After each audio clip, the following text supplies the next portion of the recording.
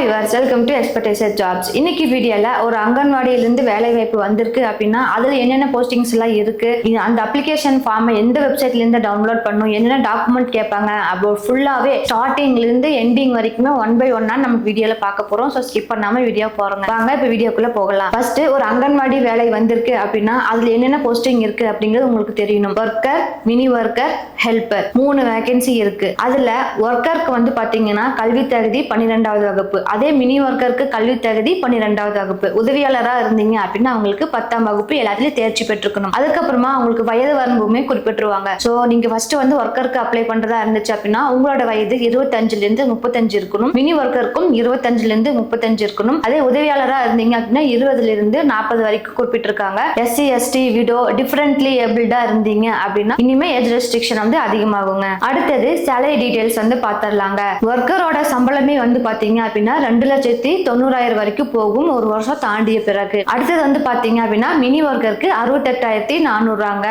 அதுவுமே வந்து பாத்தீங்க 2,16,000 வரைக்குமே வந்து உங்களுக்கு எக்ஸ்டெண்ட் ஆகிறதுக்கு கண்டிப்பா வாய்ப்பு இருக்கு. இதே நீங்க உதவியாளருக்கு அப்ளை பண்ற மாதிரி இருந்தா உங்களுக்கு ஆண்டு வருமானம் எவ்வளவு கிடைக்குன்னு பாத்தீங்கன்னா 49,200 ஆகும். அதுக்கப்புறம் படிப்படியா உங்களுக்கு 1.5 லட்சம் வரைக்கும் சேலரி ஏறதுக்கு வாய்ப்பு இருக்குங்க. அடுத்ததா இந்த ஜாப்க்கான அப்ளிகேஷன் ஃபார்ம் இல்ல ஜாப் நோட்டிபிகேஷனை எங்க இருந்து வாங்கலாம் அப்படின்னு பாத்தீங்க அப்படின்னா ICDS தமிழ்நாடு அப்படிங்கிற வெப்சைட்ல இருந்து நீங்க இதை பத்தின ஜாப் அப்டேட்ஸ் வந்து தெரிஞ்சுக்கலாம். அது மட்டும் இல்லாம இதற்கான விண்ணப்பத்தையும் நீங்க வந்து பதிவிறக்கம் பண்ணிக்கலாம். அடுத்ததா இந்த ஜாப்க்கு அப்ளை பண்றதுக்கு என்னென்ன ரெக்கார்ட் டாக்குமெண்ட் கேட்பாங்க, அதாவது முக்கிய ஆவணங்கள் என்னென்ன அப்படிங்கறத பாத்திரலாங்க. முதல்ல வந்து பாத்தீங்கன்னா ஏஜுங்க, ப்ரூஃப் ஆஃப் ஏஜ் இருக்கும் இல்லையா, அதுக்கு ஏதோ ஒரு ID, அதுக்கப்புறம் பர்த் சர்டிபிகேட், எஜுகேஷனல் சர்டிபிகேட் வந்து பாத்தீங்கன்னா 10th அப்படின்னா 12th. அடுத்தது வந்து பாத்தீங்கன்னா ரெசிடென்சி சர்டிபிகேட், அதாவது இருப்பு சான்றிதழ் தாங்க. அடுத்தது வந்து பாத்தீங்கன்னா உங்களோட கேஸ்ட், இன்கேஸ் நீங்க வந்து டிஃபரெண்ட் டேபிள் பர்சனாவோ இல்ல விடோவா இருந்தீங்கனாலோ அந்த மாதிரி கணவரால் கைவிடப்பட்டவர் இந்த மாதிரி கேட்டகரிஸ்ல இருந்தீங்கன்னா அதுக்கான சர்டிபிகேட் கண்டிப்பா இணைக்கணும். அடுத்தது வந்து பாத்தீங்கன்னா ஆதார் கார்டும் இன்க்ளூட் பண்ணிட்டு உங்களோட ஒரு பாஸ்போர்ட் சைஸ் போட்டோவே ஆட் பண்ணிக்கணும். ஓகே, இப்போ வாங்க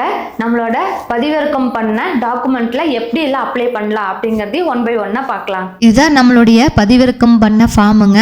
அங்கன்வாடி பணியாளர் பணிக்கான விண்ணப்பம். இந்த இடத்துல வந்து பாத்தீங்க அப்படின்னா உங்களோட பாஸ்போர்ட் சைஸ் போட்டோ ஒன்னு ரெக்கார்ட் டாக்குமெண்டா கேட்பாங்கன்னு சொல்லியிருந்தோம் இல்லைங்களா, அந்த இடத்துக்கு வச்சு நீங்க கையெழுத்து போட வேண்டிய இடம். அதுக்கப்புறம் உங்களோட மாவட்டம், திட்டம், வட்டாரம் அதெல்லாம் என்னங்கறத குறிப்பிட்டுக்கோங்க. ஃபர்ஸ்ட் வந்து பாத்தீங்க அப்படின்னா விண்ணப்பதாரரோட பெயர் கேட்டிருக்காங்க.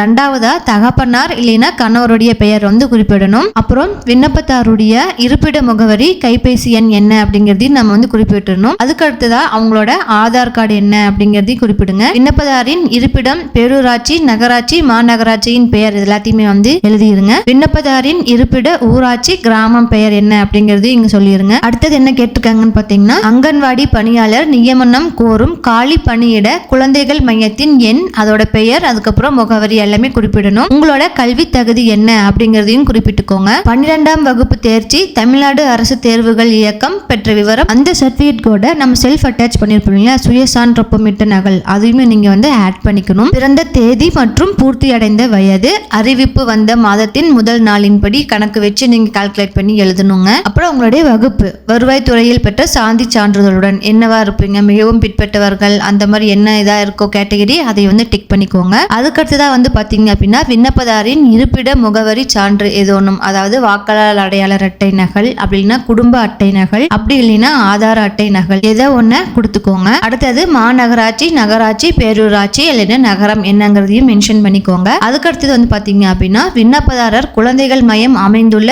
அதே வார்டை சேர்ந்தவரா, ஆம் எனில் அந்த வார்டின் பெயர், இல்லைன்னா இல்லை டிக் பண்ணுங்க, ஆம்னா ஆம்ங்கிறத டிக் பண்ணுங்க. அடுத்ததா வந்து பாத்தீங்கன்னா விண்ணப்பதாரர் குழந்தைகள் மையம் அமைந்துள்ள வார்டின் அருகில் உள்ள வார்டை சேர்ந்தவரா, ஆம் எனில் அந்த வார்டின் பெயர், அதையும் வந்து ஆம் இல்லையாங்கிறத மென்ஷன் பண்ணிக்கோங்க. அடுத்தது என்ன கேட்டிருக்காங்கன்னா விண்ணப்பதாரர் குழந்தைகள் மையம் அமைந்துள்ள வார்டின் எல்லையில் அருகில் உள்ள அடுத்த வார்டை சேர்ந்தவரா, ஆம் எனில் அந்த வார்டின் பெயர் என்னங்கிறதையும் மென்ஷன் பண்ணிக்கோங்க. கிராமங்களில் உள்ள குழந்தைகள் மையங்களில் ஊரகம் என்ன அப்படிங்கறதையும் மென்ஷன் பண்ணிக்கோங்க. விண்ணப்பதாரர் குழந்தைகள் மையம் அமைந்துள்ள அதே கிராமத்தை சேர்ந்தவரா, ஆம் எனில் கிராமத்தின் பெயர், ஆம் இல்லை என்னவா இருக்கோ அதை வந்து மென்ஷன் பண்ணிக்கோங்க. அடுத்தது விண்ணப்பதாரர் நியமனம் கூறும் குழந்தைகள் மையம் இருக்கும் கிராமக ஊராட்சி உட்பட்ட வேறு கிராமத்தை சேர்ந்தவரா, ஆம் எனில் கிராமத்தின் பெயர், ஆமா இல்லையா அப்படிங்கறத உங்களோட கிராமத்தை பொறுத்து நீங்க எழுதிக்கோங்க. அடுத்தது என்ன கேட்டிருக்காங்கன்னு பாத்தீங்கன்னா விண்ணப்பதாரர் நியமனம் கூறும் குழந்தைகள் மையம் இருக்கும் கிராமக ஊராட்சி எல்லையின் அருகில் உள்ள அடுத்த கிராமக ஊராட்சியை சேர்ந்தவரா, ஆம் எனில் அந்த கிராமக ஊராட்சியின் பெயர், அதை மென்ஷன் பண்ணிக்கோங்க. அடுத்தது நம்மளுடைய மேரிட்டல் ஸ்டேட்டஸ் தான் கேட்டிருக்காங்க.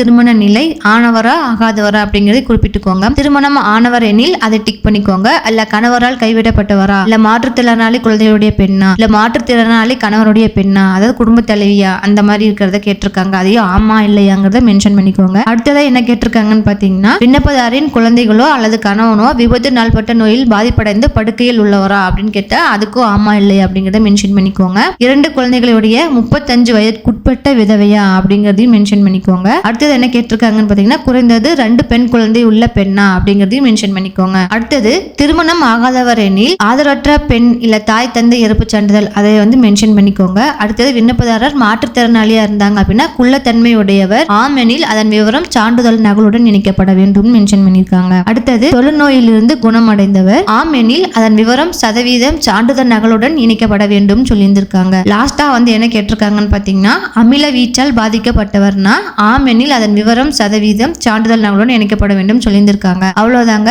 நம்ம ஃபுல்லா ஃபில் பண்ணதுக்கு அப்புறம் உங்களுடைய கையொப்பம் போட்டுட்டு இடம் நாள் வந்து மென்ஷன் பண்ணிக்கோங்க. ஸோ இப்போ ஓரளவுக்கு உங்களுக்கு அங்கன்வாடி ஜாப்னா என்ன, எவ்வளோ போஸ்டிங்ஸ் இருக்கு, எவ்வளோ சேலரி, என்ன ஏஜ் ரெஸ்ட்ரிக்ஷன், எல்லா டீட்டெயில்ஸும் ஓரளவுக்கு கவர் ஆகி உங்களுக்கு புரிஞ்சிருக்கும்னு நினைக்கிறேன். ஸோ இந்த ஜாப்க்கு நீங்க வந்து அப்ளை பண்ணுறதுக்கு உங்களுக்கு இன்ட்ரெஸ்ட் இருந்துச்சு அப்படின்னா நேர்காணலும் போது என்னென்ன கேள்விகள் எல்லாம் கேட்பாங்க அப்படிங்கிற வீடியோவையும் பார்ட் 1 பார்ட் 2 போட்டிருக்கேன். டைம் இருந்துச்சுன்னு அதையும் செக் பண்ணி பாருங்க. இதே மாதிரி தொடர்ந்து கவர்மெண்ட் ஜாப் ஆகட்டும் இல்லை பிரைவேட் ஜாப் ஆகட்டும் டைமுக்கு டைம் உங்களுக்கு ஜாப் நோட்டிஃபிகேஷன் உங்க செல்லுக்கு டான் நோட்டிஃபிகேஷன் வந்துட்டே இருக்குன்னு நினைச்சீங்கன்னா மறக்காம நம்மளுடைய எக்ஸ்பர்டைசர் ஜாப்ஸ் சேனலை சப்ஸ்கிரைப் பண்ணிக்கோங்க. இந்த வீடியோ பிடிச்சிருந்துச்சுன்னா லைக் பண்ணிக்கோங்க. தேங்க்யூ ஃபார் வாட்சிங்.